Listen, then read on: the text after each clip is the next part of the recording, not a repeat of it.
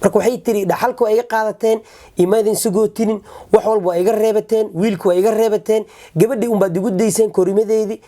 kabarqabkeeda waxeedii oo idil marka maadaama ay sidaa tahay wax xaqa aad ku leedihiin gabadhayda ma jirto fantashiru fil ardi nagu kala geeya salaamullaahi calaykum idin lahantiin ba meel walba oo dunida ka joogtaan ramadaan mubaarak waa saaxiibkiin Aligo channelka adiga daawanaysaan waa Aligo production waxaan idin soo gudbinayaa sheekadeena la magac baxday hadii ay kugu dhici lahayd maxaad sameyn lahayd sheekadani waxay ka dhacday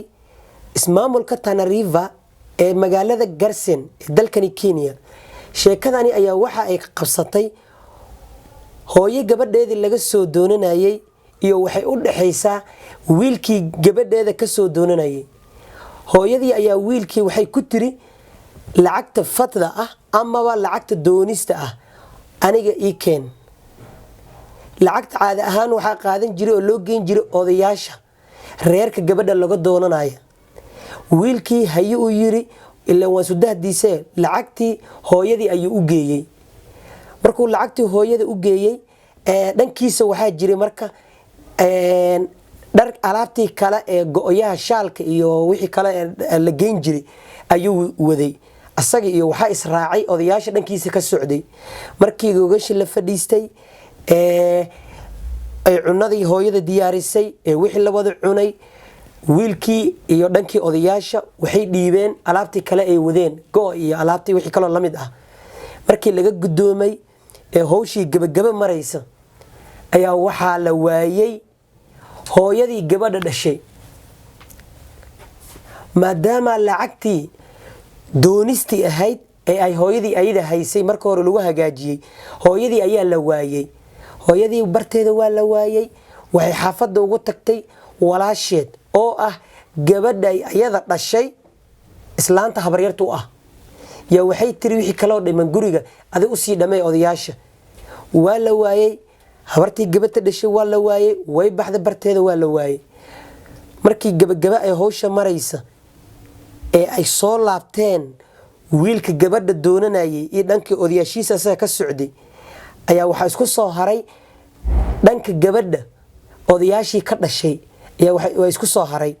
markaas waxay is weydiiyeen bal wixii kale la socday lacagtii doonista ahayd aawe waa la weydiiyay waa yaabeen ayaga is weydiyo isku laabteen marka gabadhii ayay u waceen gabadhii waa waayeen heblaay waxa marka u jawaabtay gabadhii ayada la dhalatay gabadha habaryartu u ahayd waxay tiri ma joogto gabadhii waxa la yiri waxa warka saam u socday bal gabadhii noo wac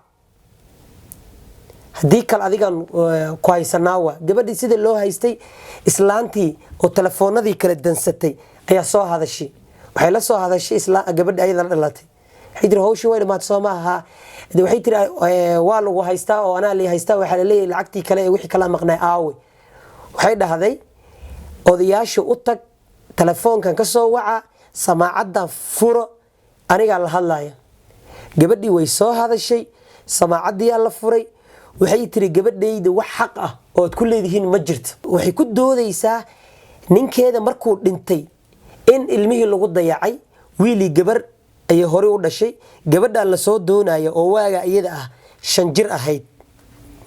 wiilkina way ka qaateen gabadhiina waxay tiri waxba gabar nooma tareysay gabadha haysa wiilkina way ka qaateen ku darso wixii dhaxal ahaay ee ninkii xaafadda lahaa ee ka dhintay way qaateen marka waxay tiri dhaxalku ay iga qaadateen imaadin sugootinin wax walba ay iga reebateen wiilku ay iga reebateen gabadhii un baad igu dayseen korimadeedii kabarqabkeeda waxeedii oo idil marka maadaama ay sidaa tahay wax xaqa aad ku leedihiin gabadhayda ma jirto fantashiru fil ardi nagu kala geeya way sii hadasho waxay ku tiri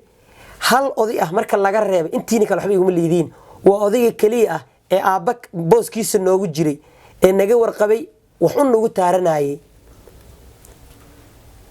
ayadoo la qayliyay sida ma ahe bal kaale inoo kaaleyo waa wada hadlayna dhahayaan waxay tiri waxba iguma leediin cid ay dhaafo badarkiina cuntaan marka hadii sheekada maxad ka faahantay marka hore daawada adiga daawade hadii aad ka mid noqon lahayd odayaashii goobtaas ayada joogtay maxaad sameyn lahayd hooyadii sidaasi sameysay maxaad kula talin lahayd